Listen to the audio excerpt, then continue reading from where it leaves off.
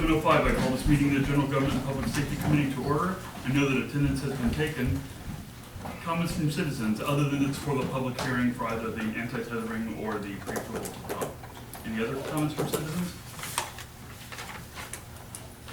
On that ordinance, is that what you're talking about? Well, that'll be a part of the public hearing. This is for any other topics.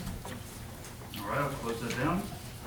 And open the public hearing for the proposed anti-tethering regulations. Anyone who wants to speak, announce who you are and where you live at the microphone. And I'd like to limit everyone's comments to 5 minutes max. Okay, hi, how are you all?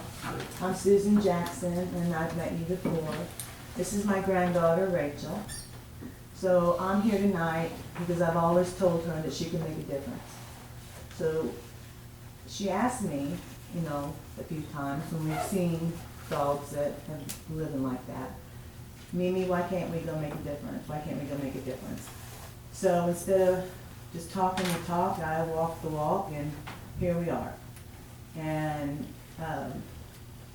she went and took it upon herself to go and make a difference too, and it's got a petition with 55 signatures that she's collected from citizens that are, you know, for this.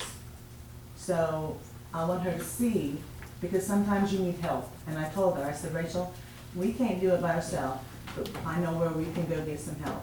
And we can ask these people and they will help us. So that's what we're here to ask you to do. And if you would allow her to say something. Certainly. We didn't know if that was allowable, but here is her petition. You want to hand it to her? You stand up there. You can go ahead and talk right over. I just didn't understand how they can put their dog out on a chain 24/7, no matter what weather it is, snow, rain. So just like last night how it rained really hard, I don't know how many dogs were out there. And I don't know how those people would feel if they had to be out there on like maybe 20 foot or less of chain every day, every night, not getting to do anything that everyone else is doing. Getting to see what other people are getting to do, other dogs are getting to do. But they can't participate in what's happening. It's just not fair. So you can't fix it. Okay, so that's what we're here for. That's all we had to say. Thank you very Thank you so very much. Thanks. I really appreciate your action. That's encouraging. See, how old are you, young lady? 12 years old. Good. It's great to see you get active in something you're passionate about. You should run for alderman when you Hey, Mayor, just give it a couple weeks, you might be older. Any other comments? You did good. You done a good job. Yes, sir. If you would go to the microphone and announce who you are and your residence.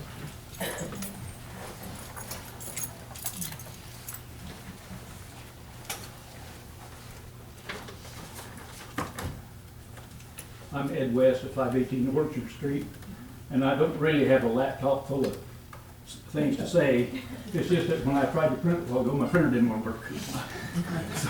So I thought, I just jotted down some notes, and if it'll come up, it may not. Looks like it, the battery may be dead. Anyway, there it started.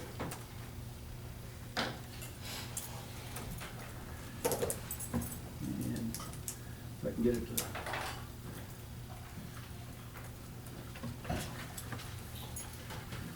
You know, I appreciate the young lady's concern for the benefit of the dogs. And you know, I've been a dog owner since my boy was, I think, 4 or 5. We got a beagle for him, and he was a pup. So that was about 1975. So I've had a dog on a tether for a long time, 4 different dogs, different times. And I think this ordinance has a lot of issues that need to be thought about. And I oppose this ordinance, and I would, like I said, I've had 4 dogs over the last 40+ years with no ill effects to the dog. I provide them a dog house, and I provide them shade, and that sort of stuff, food and water, like you have to, but they're not house dogs. And look, I currently have a 10 by 10 pen, and the door is open, and the dog is tied to the, basically to the post of the door. And you very, very seldom see him in that pen, because they don't like dog cages. You'll go in there to get in his doghouse and get out of the ring and that sort of thing. But he doesn't hang out in his pen at all. He's out on his chain. And so some of the comments I made from, let's see, it was the third item. It says the tether must be of a type and a weight that allows for the free movement of the dog or animal and shall be no less than 3 times its length or 10 foot long, which I certainly would agree with. It's got to be free from entanglements and contain a swivel at both ends. At no time may a logging chain, a tow chain, or similar device be utilized as a tether.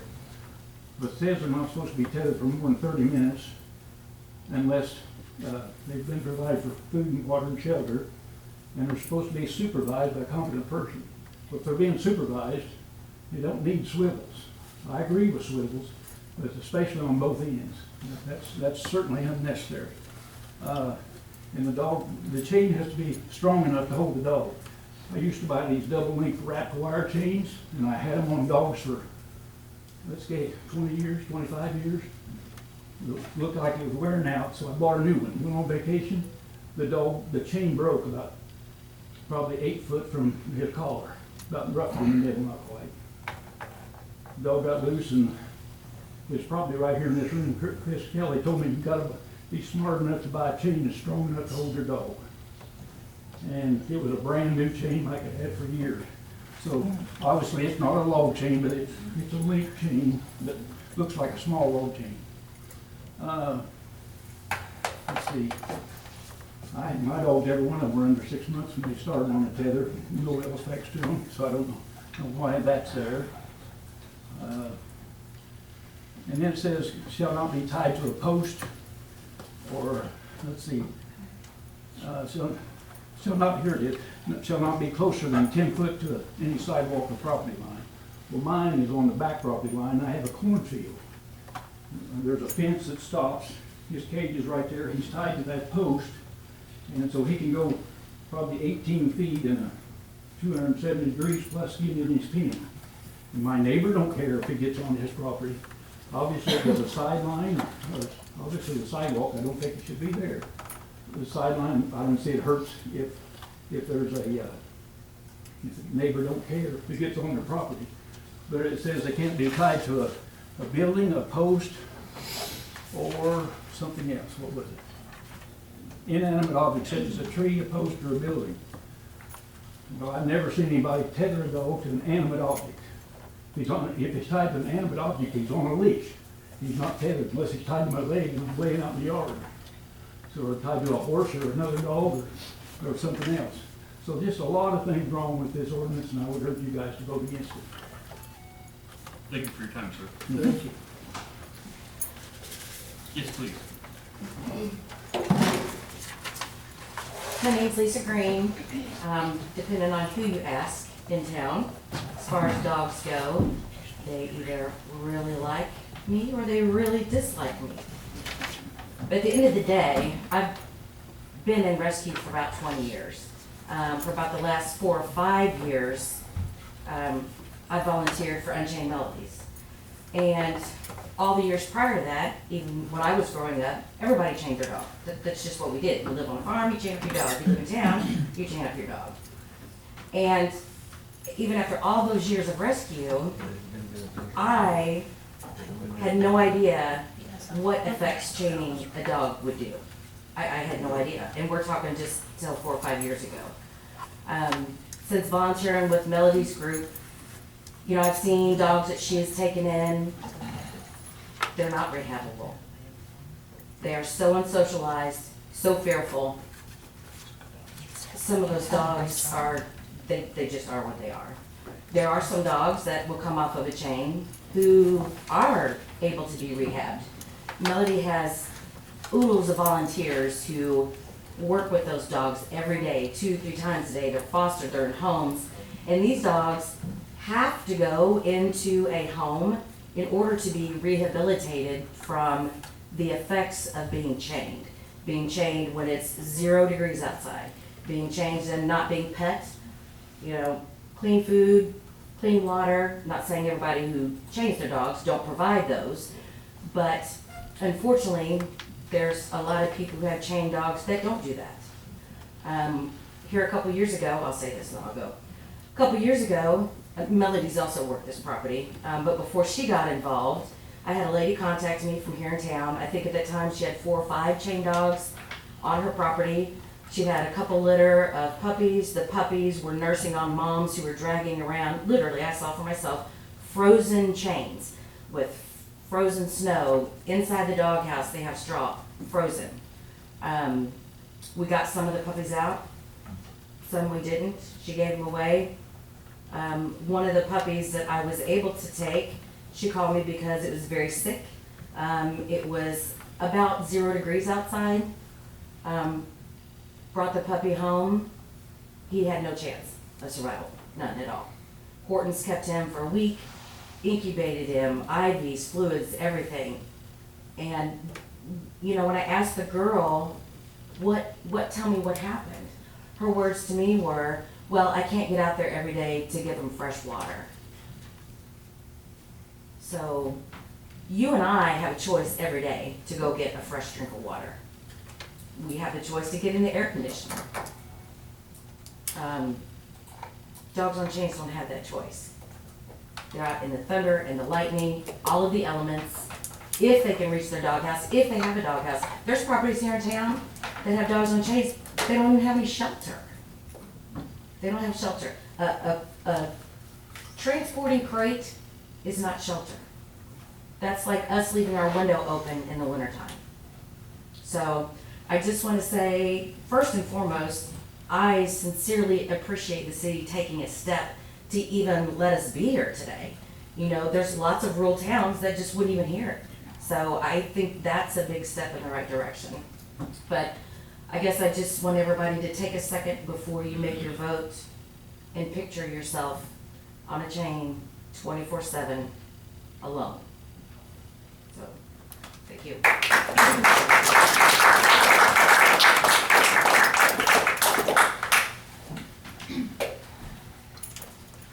Hi guys, my name is Sarah Jones. I actually just moved here about 3 years ago. And you had to excuse me because I didn't plan on talking until Lisa did.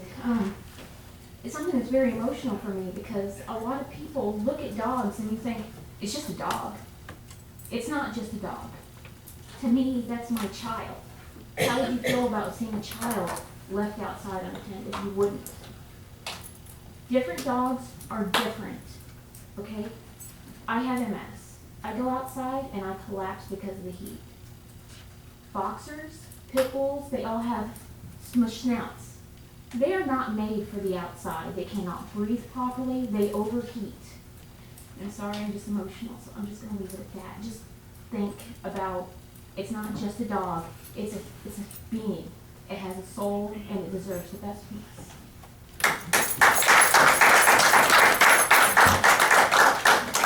Any other comments? I know you said some information on the beat. Oh, sorry, go ahead. Sorry. I'm Melody Whitworth. I'm President and Director of Unchained Melody's Dog Rescue. And again, I want to thank everyone that's sitting here today for taking this into consideration and allowing this to become a public issue, because it is a public issue, and it's a public detriment to our community, any community. And dogs need more than food, water, shelter. They need socialization, they need exercise, they need mental stimulation in order to be mentally and physically healthy. Dogs that break off chains, dig holes, chew their dog houses, they are not mentally healthy. They are desperately seeking something else. They want out of that situation. You can put a dog out there and say, oh, it's fine, it's been there, I've always done this, but it's a different world. We have statistics now that prove that chaining a dog is abuse and neglect. We have statistics now that prove that chain dogs is the #1 reason for bite cases in our children. The reason some of these things are in the ordinance is to counteract other things that happen. For instance, I'd like to maybe talk about the property line issue. The reason that's there is so that people can walk down their sidewalk and not have a dog that they don't own jump on them, run and maybe try to, you know, play or even bite a dog that they're walking or a child that they're walking. We need boundaries. We live on top of each other in our society today. We need boundaries. And, you know, chaining a dog out less than 6 months old, that's insane. I mean, those puppies are young, they're impressionable, they need to be imprinted, they need socialization, exercise, they need love and cuddles and warmth. And 24/7, 365 days a year, the inclement weather that we have, look at it today. The dogs that are chained out in Centralia today, God help them. City Council, help them, please.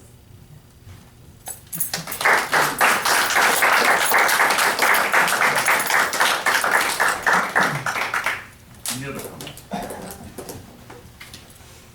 Heather, were there any other calls, anything else? No other calls. We did receive several emails, all in favor of some sort of anti-tethering ordinance. I compared the list to yours, and we did some, a lot of same. A lot of the same ones. Those were all forwarded onto the board. Our code enforcement officer weighed in as well. She sent some information. I think what we're looking for is maybe some sort of a hybrid of what was proposed that would still allow people to tether their dogs for a certain period of time, but not in extreme temperatures, and definitely not in some of the situations that you guys have pointed out to us. And it's helping so that they don't create those kind of situations. We need to find naturally have a code enforcement officer that needs clear, definitive ways to enforce ordinances of all kinds, right? Animals, chickens, whatever it may be. That might fall on our leg more on the thing tonight. So that being said, in seriousness, we want to try to find a happy medium. I think Robert has came up with a pretty good middle of the road proposal. I think that would, you know, you have people that are exceptions to a lot of rules. There's a lot of people that aren't good parents. There's a lot of people that are not good animal owners at all. It don't matter what you do, you're gonna have those people out there, you're gonna have to go get those dogs and those cats and those children out of those homes. It's a perfect example of somebody probably does it as right could be with, on the other side of the fence, no pun intended, of how he keeps a dog, how he takes care of a dog, how he socializes a dog, I know his life very well. But unfortunately, there's a lot of people that don't. So we gotta find middle ground always as a legislative board here on behalf of the ordinances and the people that have to enforce those codes. So I think that what Robert came up with for us, if y'all read it, I thought he did a good job of taking what Sandy's feedback was, as well as interpretation of what the problems we've seen with the enforcement of the code for us. He did a pretty good job. So, Sheriff. if you would, I'd like for you to. So basically what I did is, it was started with the Unchained Melodies, that was provided, the sample ordinance, and quite a bit of confirmation with Chief Bias and our code enforcement officer Sandy, and kind of tried to narrow down some level of the middle ground. Nothing's going to be perfect, no matter what we do. So the things I was thinking was we take our existing ordinance and then add these following points. One, no animals to be left outside for more than 30 minutes unattended in temperatures greater than 90 degrees or less than 32 degrees without proper water and shelter suitable for the species, age, condition of the animal. Two, when tethering an animal, the tether must be a type of a type and weight that allows for the free movement of the animal and should be no less than 3 times the animal length from tip, typo on my part, from tip of nose to the base of the tail, or 10 feet, whichever is greater.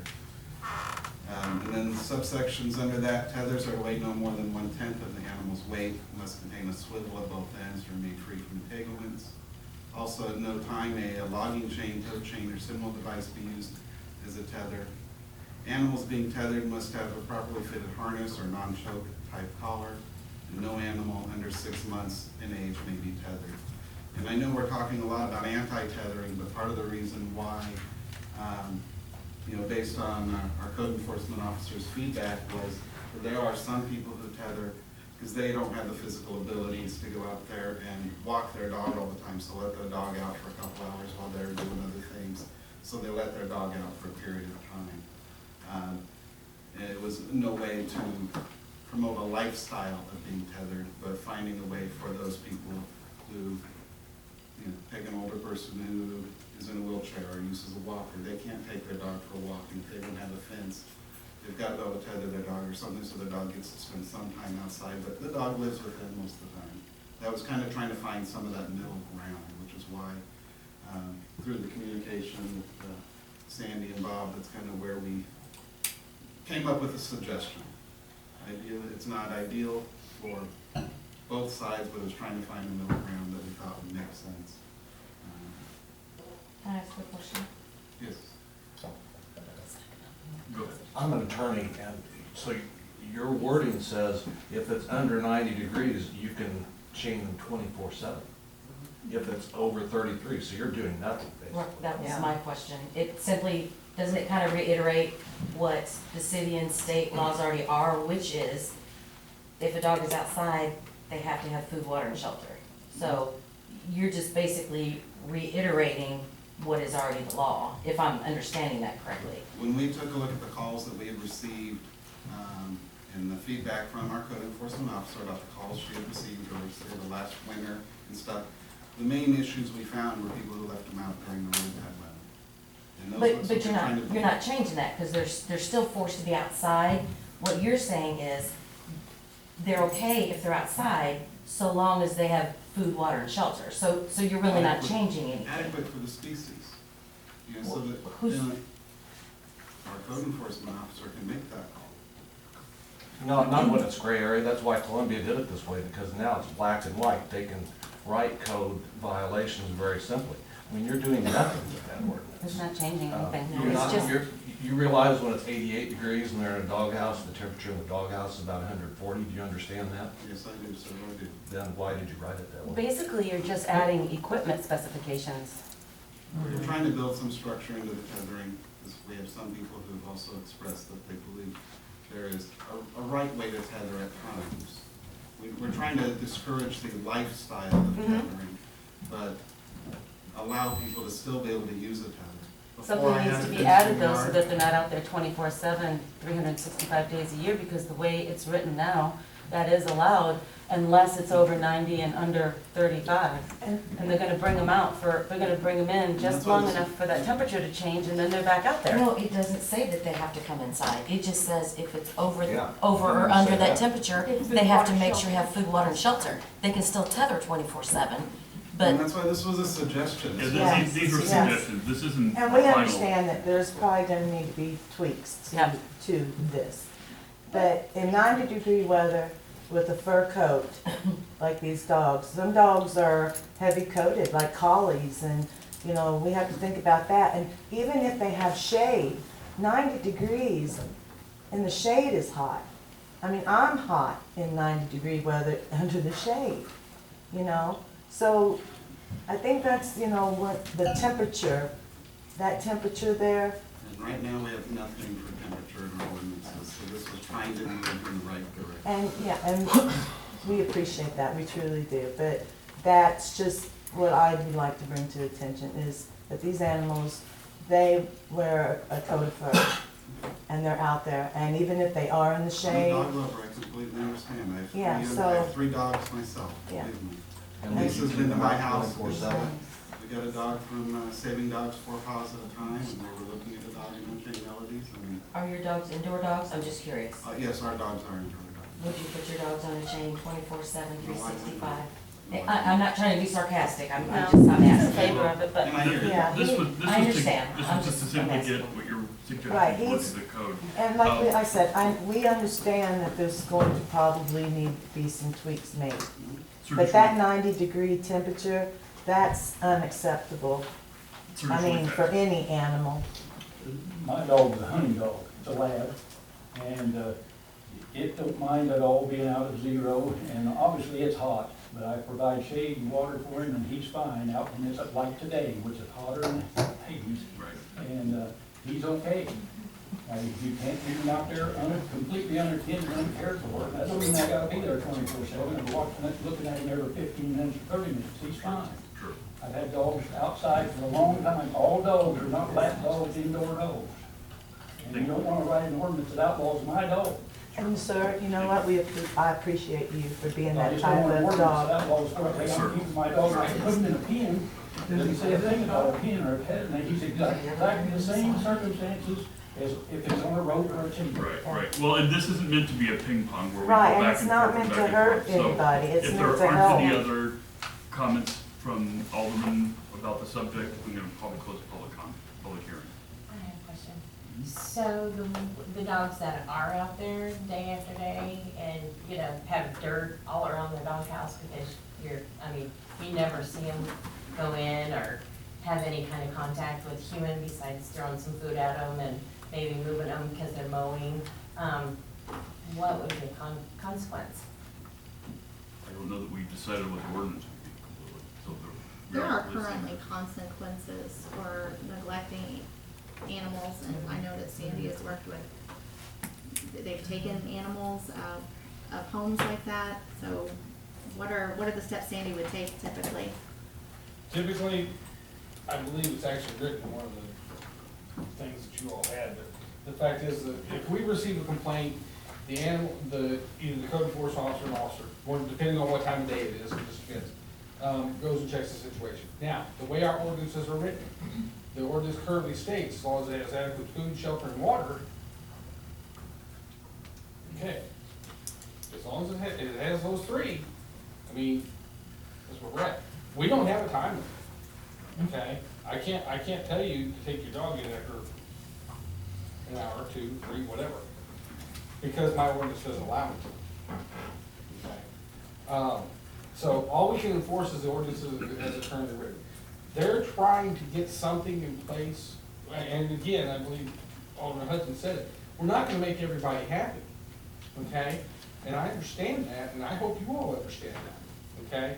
Because the fact is like this gentleman said, okay, he's got hunting dogs, and the fact is if we pass the ordinance that Unchained Melodies gave us, okay, what's an inanimate object? Okay? Okay, if I take a tether, or I take one of the screw-in ties down and put it in the ground, that's now an inanimate object. Can't tell you. So, here's what I want you all to understand. We do the investigation we possibly can, best we possibly can. Yes, we've taken dogs. Lisa, you can tell, you know we have. Yeah. Mhm. And the fact is I'm as concerned about these pets as you all are, okay? But right now, we're gonna have to try to find a happy medium between one batch of folks and the other batch of folks. Can I add something real quick? Sure, go Just ahead. because, you know, I've always been Go really ahead. involved with being in town. First of all, when he says, you know, food, water, shelter, that's true. Sandy can't, unless a dog is out and out being abused, that's all she can do. Correct. Because beyond that, her hands are tied. Now, I can tell you, I know, last winter, I wouldn't be surprised if you got 500 calls about those dachshunds that were chained outside. So, from my point of view, and I think a lot of people's perspective, it's the fact that those dogs, any dog being left outside when the snow is deeper than they are, which they were, I have pictures, it's embedded in most of us to be humane, most of us. Well, I think it's pretty fair to say that in a straight across the board average being humane for us law-abiding people and dog lovers is when it's cold, don't leave your dogs outside. No, I'm I just agree. saying, I totally right, agree. when it's hot, don't leave your dogs outside. Right. So, I think the middle ground, in my opinion, knowing dog people like I know dog people, and knowing good people like I know good people, is if you can at least throw that temperature, the news tells us when to get inside. Go inside. It's too hot, it's too cold. So, at a minimum, I think you're gonna see a lot more smiles from the community, maybe not as a whole, but a large majority of the community, if you can at least provide some protection to those animals when it is not healthy for humans or domestic animals, let's just say that, to be out in the elements. That's what our hearts tell us, that's what our minds tell us. When, you know, people who don't even own a dog, I can almost guarantee you drove by those dachshunds when there was a path, 3 days we had snow this deep. Honest engine, those dachshunds who are, you know, yay tall, they had a path outside of their face of their doghouse this big. There were no chain marks around it, there were no feet marks around it, there were no human feet marks around it. For 3 days, I went by twice a day for 3 days. That's gonna greatly disturb a large part of your community. But if you all can go to that dachshund's owner and say, you don't have a fence, you're not being able to afford a fence, I'm not gonna tell you to have a fence. But what I do need to tell you is, when it's 0 degrees and there's snow this tall on the ground, and I can see by the looks of the snow on your property, you've not been out there for 3 days, that's what, at a minimum, we need help with. You know what I'm saying? This is a start and gets us that direction. But it really isn't, and I'm not trying to be disrespectful at all. It's still saying food, water, shelter, and you can stay regardless of the temperature and the elements. I'm really not trying to be disrespectful. You know, I think if you ask, even, you know, stop somebody at Pringer's or what have you, and say, does this sound like we're getting dogs in out of the elements when it's really needed? And I would have to say no, so. Alderman Wilkins, if I can, real quick. Here's what I ask of you all, okay? Be patient with the council, because this is just started. I mean, yeah, we've been talking about it a couple months here and there, but this is totally new ground for these folks, okay? So the fact is, give them some time, let them work through this, and the fact is I'm sure they're gonna come up with something that's going to probably not pacify everyone, but it's going to be something that we can all live with. So just be patient. You know, I'll kind of tie this up for us because we get to move on without being disrespectful of one topic over another, but we've got feedback from our animal enforcement, and she loves animals completely, right? I think anybody knows her knows that. And she says she's not necessarily against, but she don't know if she'd rather see, and she talks about Libre's law, a dog cannot be left on leash, and talks about how long and the weather, the temperature. She's got that in there. She thinks that's important for us here in town. So that's being represented. But instead, if she was here, you probably heard that, right? So we're taking what you're all saying, this advisement, how do we find a place to be where we can go, and we can go to somebody like Mr. West's property, make sure the dog's being taken care of. She talks about taking pictures and things like that, and just checking on welfare to see progression of an animal, that kind of thing. She has a lot of things in here. She talks about PETA and about the tethering and the harnesses and the type of harness you have to have that's proper, that kind of thing. So there's a lot of things I think in here that we can find some common ground on, that not one side or the other loses, right? And that's what we're gonna try to do. I think when we get up there, we try to do that, instead of just making a snap judgment, get it off our plate and move on. It's a lot easier to do that if you don't care, but we wanna do the right thing. So I know these guys have been really in-depth in it. I know we've been doing a lot of talk with her. So let us continue that work, because we're not taking a vote tonight. We're looking at what exists and how do we make it work for the most people. Because you're never gonna please everybody. We're getting feedback from everyone. So on this, we're not talking about like a 10-by-10 dog pen or nothing like that, right? It's a leash tethered. I mean, they can be in a 10-by-10 dog pen with good coverage, right? Because I got 2 coonouts, and they run all winter long in the water, chase raccoons, do it all. But I've got them a concrete pad, 10-by-10, and then my back shed was half. They got the whole back shed to themselves, and that's where, if the weather gets bad, they go inside there. I got a fan in there. It's not cold in there in the wintertime because I've insulated it, and I haven't had no problem. Now I'm against. They aren't tethered at all. They're not tethered at all. I don't like. My wife's got a little Shih Tzu dog, and it's not tethered. I mean, I don't tether dogs, but I do have them in a 10-by-10 pen year round. except for when we go hunt. I'll tell you what, one thing here, like everybody said, we're new to this. There's bad pet owners and there's great pet owners. I mean, some take over the house. The communication I think that's a big thing. We're just gonna start communicating too. Some people don't know how to take care of their pets. I mean, they don't know. They don't know they're doing anything wrong. They were brought up that way. Their dog's gonna, they don't care. But when there's eyes starting to watch and we're talking, they see things in the paper, I think, oh my God, my neighbors, they don't like the way I do my dog. I think you just can't put them in jail right off the bat. I think that's what we're. Well, let's tie this up. And here, I'm gonna give you a statement. I believe that Centralia, that most pet owners love their animals and do not intentionally abuse them. The rare case of deliberate abuse that does come up is not a reflection of the majority. I also believe that some of the extremes being considered to the point will even limit some people's ability to have a pet. And that should not be our intention. Pets need owners, dogs need adopted, and someone to love them and their family. The Humane Society, Second Chances, and other foster care societies need people to be able to give abandoned pets a home. I think she sums up what we're all trying to get to, right? We want to be able to use some common sense, be able to, for a coon hunter or a hunter to have their dog. We're gonna make sure that coon hunter or this lab, guess what, hunts birds, whatever he does, is taking care of that animal, okay? Because those animals do love cold, and I understand what you're saying, but we gotta find some place to get that keeps everybody safe to a point, because it boils down to you can have all the damn ordinances and laws you want.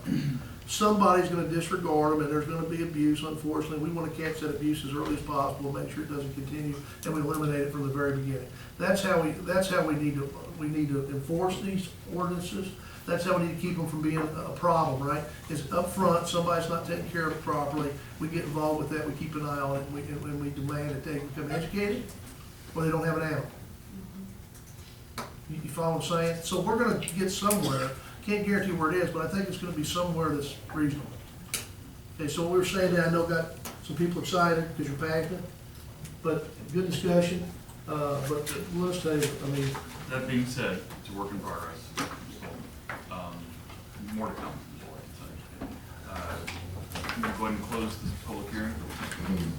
We'll move on to the second public hearing. Prepay or pre-approval at the pump ordinance. Would you like to speak? Thank you. Thank you.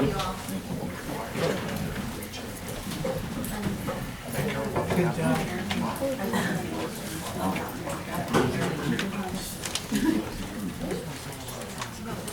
He just looked like a really honest guy, who I thought, if I ask him a question, he's going to give me an answer. I am an honest guy and I will always Got an answer the American best pie way. face. You know what? So do you, David. I appreciate that.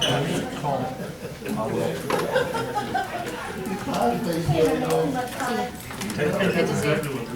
Hey, get over and see Wendell if you can.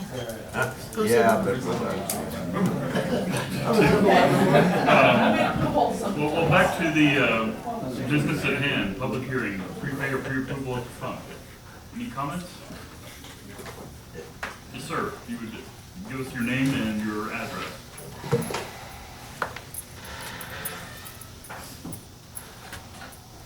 Name is Leroy Morrow. Live at 522 Lee Street. The only thing I've got against it, paid the pump or pre-approval, is I have to pre-approve a certain, a certain dollar amount in which I drive 5 different vehicles any day of the week. I don't know how much it takes to fill each one, depending on how much is in it. I can't go in, my wife's car takes average of $32 to fill it. My truck takes $65 to fill it.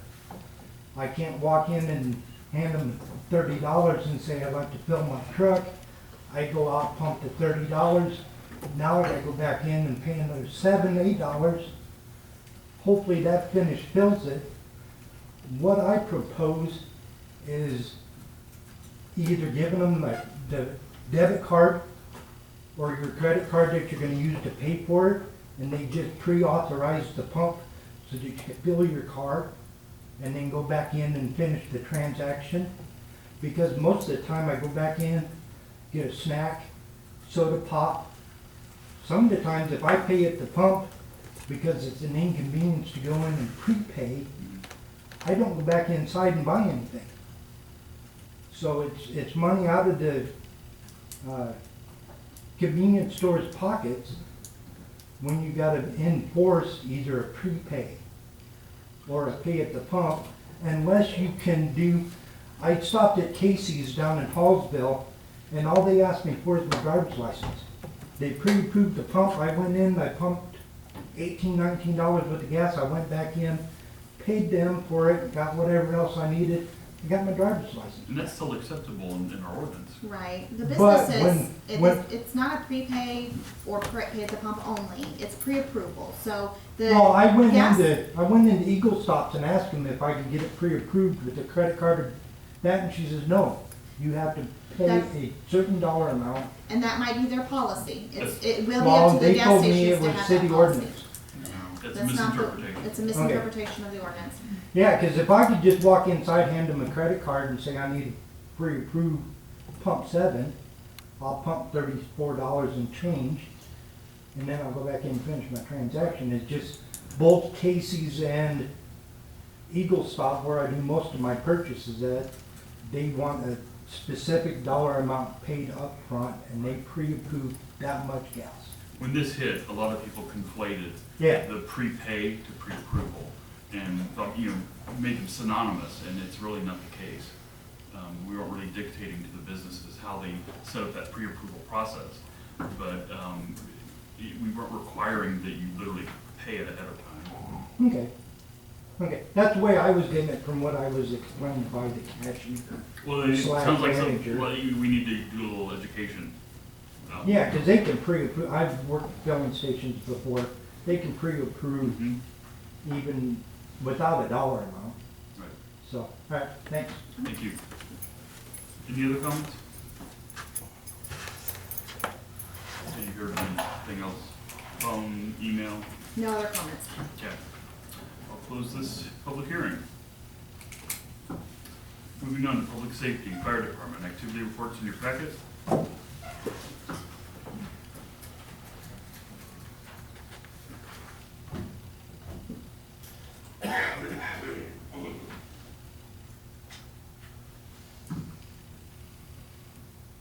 Any questions?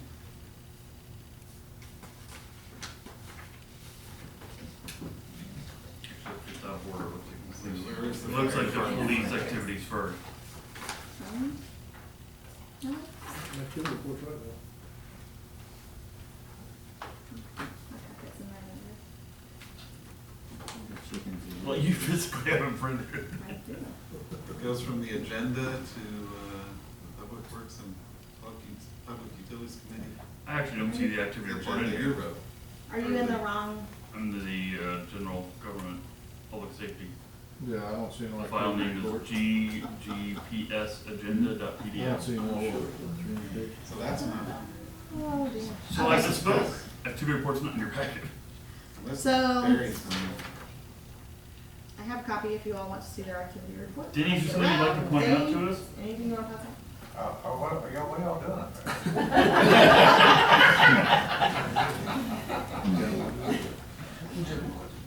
We're, It's a 357-page file, so. we're trying to find your information. We've lost you, Denny. We have. We had a fuel spill. The only thing I have going on is I don't know if we were talking about, grant writing. It's, Not yet, it's Not next. yet. So- back to the activity report. That is in the packet. I have that. Yeah. But the, other things I got, pagers, we're getting, some of the old Monitor 5 pagers we've had for 20 some odd years are failing, and we need to kind of replace a few more new ones. Matter of fact, I called where we get them from today, they are $299 a pager. And a radio, a couple extra portable radios to have on site, about $425, so I need to kind of look into updating some of our pagers with a couple radios.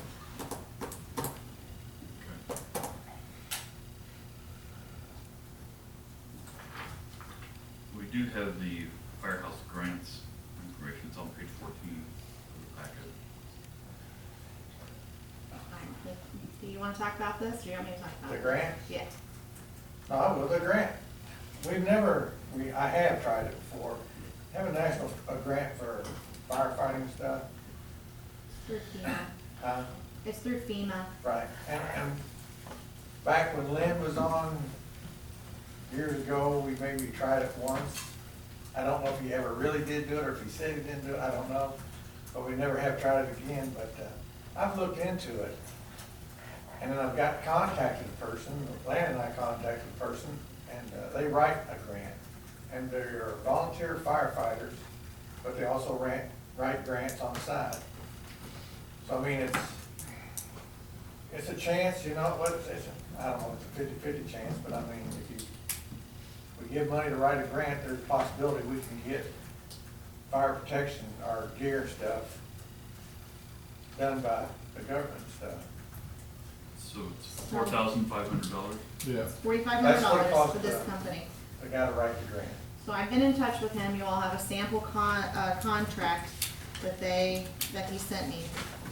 And then just some general information about, his grant. So I did ask Sydney if she's worked with any other cities that have, gone through this process. She said no, but there's been some chatter on through the attorney's listserv, through MML, and, success rate through that is kind of iffy. But not saying it was a bad deal, they're just chatter and nothing's really happened. Because this is a lot happened in Iowa. Did they get a lot of grants in Iowa? Weren't there a lot of their? I got from Ohio. Ohio, okay. So I also contacted Lincoln Brown, who has helped us with our demolition grant, and he's with Mid-Missouri Regional Planning. And he said that there are several people in his office, that since it is a FEMA grant, and we are members of the Mid-Missouri Regional Planning Commission, they can help us write the grant for free. The only caveat is, we have to be prepared and ready to go with any information that they need for them to write the grant, like right away, because they're just gonna try to fit us into their schedule.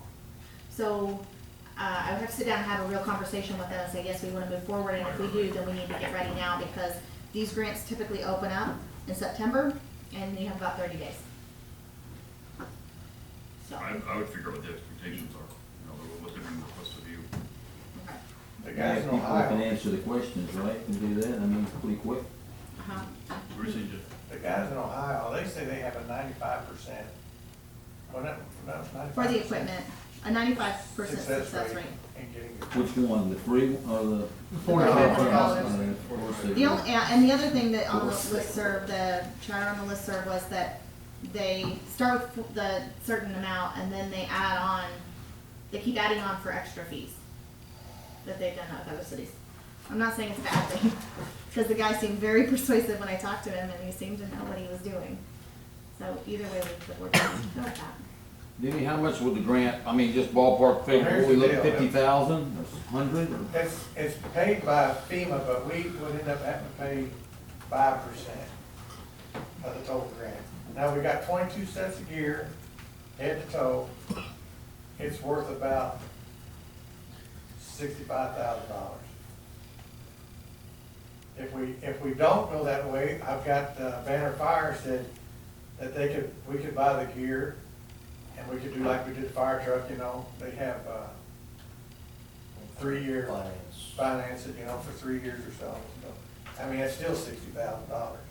So if we get the grant, you know, the grant basically and the thing, we're gonna have 2 sets of gear, we'll pay for 2 sets of gear and get 20 for free. If it works, I mean, what are you gonna do? I hate to be that 5%.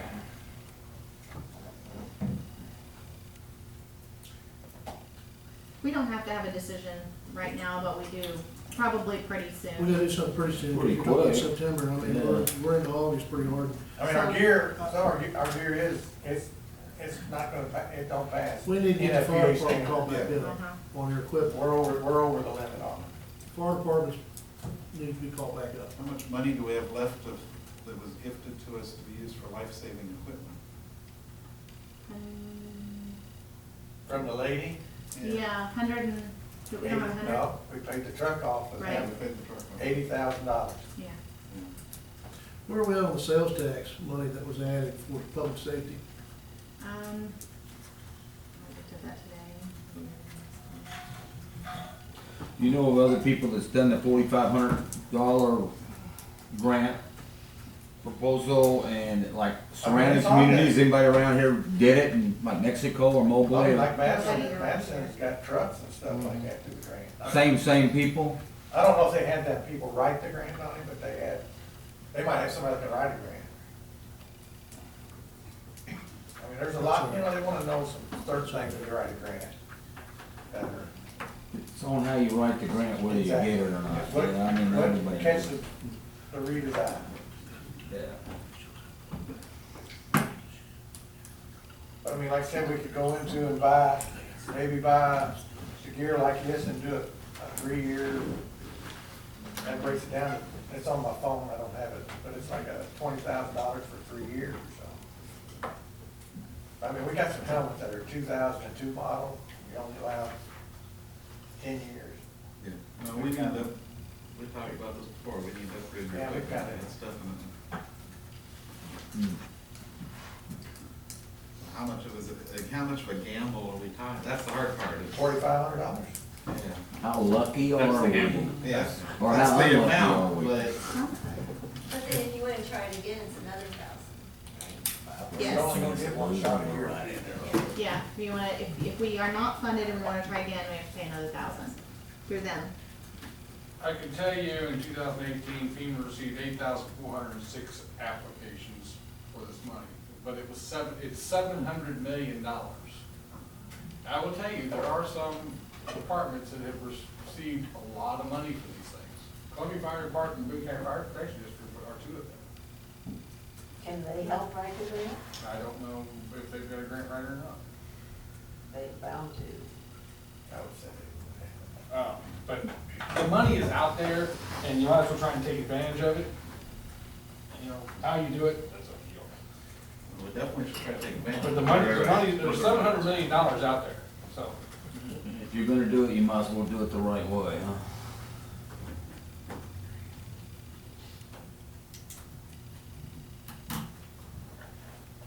So far, we've received almost $17,000 in our transportation sales tax fund. Which is about 9%. Transportation of what we or need. public safety? Spend all Hey. Or our spending. Oh, public safety, Public not safety. transportation. And sorry, how does that public safety. compare that, how much of that's proportionally police department versus fire department? It's it's a 75-25 split. 75 the police department, 45, so is that $17,000 what they've got? No, Or that's it's gotta be no. divided up 75, total. 25? Yeah, 75-25. Yeah, it's been disproportional for a long time, needs to be fixed. Is I'm gonna make that this, statement openly to everybody, this needs to be addressed at some time in the near future by us as a council, making sure we get the equipment. We got people out with stuff that's 2002 gear, going into fire and everything else, might save your family or your dog or your cat or whatever it may be. We need to make sure we don't neglect the safety of the people, but it's the police department, but it's the fire department. I'll get in touch with Lincoln again, if you all would like me to, the Missouri Regional Planning Commission, and see what they can, because they have written FEMA grants before. Yeah, the only issue is we have to be ready to respond. I don't think it's a big issue. No, Speaking for we're you. just gonna need data. Right. Is it a big issue? Well, We'll make compared it, to- a we can make it a priority. If there's a chance. well, it's gonna be a short window because you're gonna have to have them in, right? So it's not gonna be so long, weeks and We weeks need and to weeks. get of this You're gonna- going. Right. So when we need the information, you'll have to get it, right, Right. as quick as possible. Right. That'll be a priority. Yeah. Anything else for the fire department? Nope. Okay, We're moving not on. having much, you have a lot. Moving on, police department. That information's in your packet, and I think it's twice. It is, because I think it's it the is. police department, then the grant, and then the police department. Yeah, I think it is. On the new form, isn't it? So is there anything you'd like to tell us twice? We've been busy, and we've been busy. And, National Night Out was a great hit. I think a lot of y'all were there. And, you know, we made a lot of contacts that night, and, you know, like I said, I believe everybody had a good time. No complaints I heard of it. So, Sorry. The carpet is coming up, so. Yeah, it was nice. So, I appreciate y'all's support on that, and I appreciate y'all's attendance. Thank you. Now moving on to other discussion regarding chickens and roosters. This is not me. Okay. So I don't know if you all read my memo, but this is one of the most asked questions that we get in City Hall is, can I have chickens? And so Sandy and I have been talking about it. I talked to Lieutenant Griff about it. In your packet, you have our current section of the zoning. Now, if we're going to make any changes, this has to go to Planning and Zoning Commission first. So I just want you all to be aware that we are going to be having this discussion. But it's pretty vague. So what it says is you can have 25 fowl for each 30,000 square feet of lot area. That's all it says. Interpretation, and I talked to Lynn Barnes today, is you have to start off with 30,000 square feet. And he has the same interpretation. That's how he interpreted it. However, someone else could look at that and say, I have 15,000 square feet. I can have 12 and a half chickens. Yeah, Because it's very open. Sandy said it's she's got people So- wanting to figure She asked me to look at it after we talked on the other one. Revising the ordinance. We're looking at revising. So Sandy and I have talked, and we've come up with some things that we would like to see in an ordinance. Actually, the city of Higginsville has a really good one. It outlines. Just simplify it, so I think it'd be Right. great. Right. Yes. It is, it's a little Six bit. female fowl. No foghorn leghorns, we don't need any roosters So, crowing all night. No male fowl, Yeah. 6 in a property. But like I said, this will be a collaborative effort, but since it is changing the zoning chapter, this is really just bringing it to your attention, and it has to go to planning and zoning first, and then planning and zoning will send their recommendation to the board. Understood. All right, moving on, new furnace with coil for CPD. This is a budgeted item. We have 2 quotes. This will be on the agenda for Monday for approval. I had one You have question any- about the quotes. Go ahead. The Stevens quote, more expensive, doesn't necessarily mention whether it's replacing the outside unit or not, where the Hancock one says, do not need to replace the outdoor unit now. Is that? No, we are not replacing that wording. So both quotes are, Just furnace and coil. they're identical in what, And make, model, with what I know about, Yeah. yeah. And that's why I'm asking the question, I'm not an expert either. So it'll be on Monday. It will. Okay. Emergency management. We will be meeting with the interim emergency management director to discuss our tornado siren project. They said that they had moved it up to like the priority on their list. Isn't that's what Jeff That's said? kind of what I got, and Um, you never get a date on it. We never got a date set. We'll have a meeting, but we sent some times that we're available and. But Chad Martin, the interim guy, he sent us an email requesting a meeting, so we can discuss that. Gotcha. Hopefully next month we'll have you an update as to where we're at. Perfect. Protective inspection. I think I have an update on the Narragansett building in my memo for the next meeting. Okay. So I'll just do it. All right. General government and finance, economic development. I see information from the chamber. There will not be the chamber board retreat this Tuesday, August 13th. That is going to be moved, and that's for board members only. But they did send out a message that anyone is welcome to attend the noon meeting tomorrow. So if anybody's interested, it's at Hog Haven. Park board. Information, the agendas in your packet, and their meeting minutes. Any questions or comments?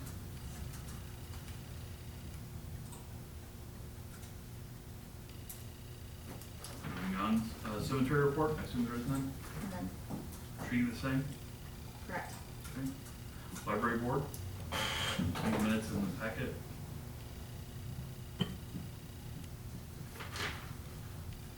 Questions, comments?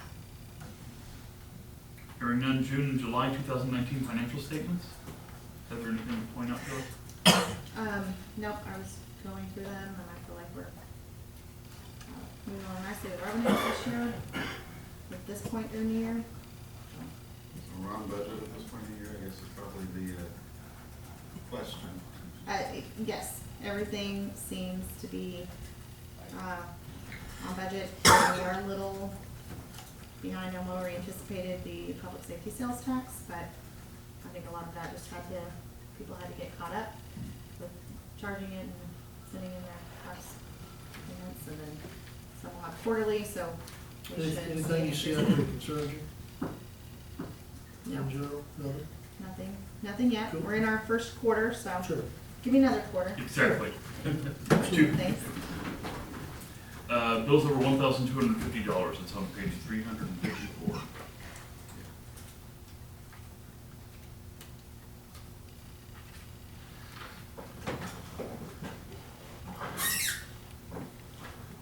Did we ever get a chemical sprayer for the, Mhm. For the UTV? Yeah, Yeah. so we did, okay. Yep. I just knew that wasn't part of the vehicle purchase, so. We got one for Marshall. I may have one comment here, I know it's not as may arise, but it does have to do with accounts payable and purchasing. So our purchasing policy currently is about 4 pages long, and it is all very vague and open to interpretation. And so I've been working with staff, I've presented it to our department heads, and they're giving me back comments on it, a procurement policy. It is about 53 pages long, so there'll be some light reading for you guys, but I expect on Monday night to You have say it. 53? 53. 53. But it outlines everything. It outlines our bid process, what we have to go out for bid for, what we don't have to go out for bid for, you know.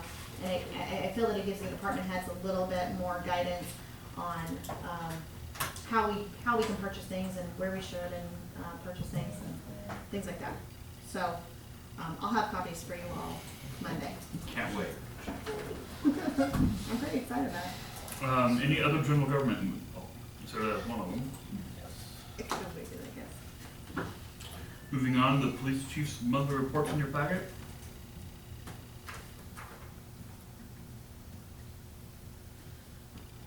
Any questions or comments? Repaired all surveillance cameras. We did. They are all up and Good. Yeah, because that looked like we were having. running. We were having issues. Yeah.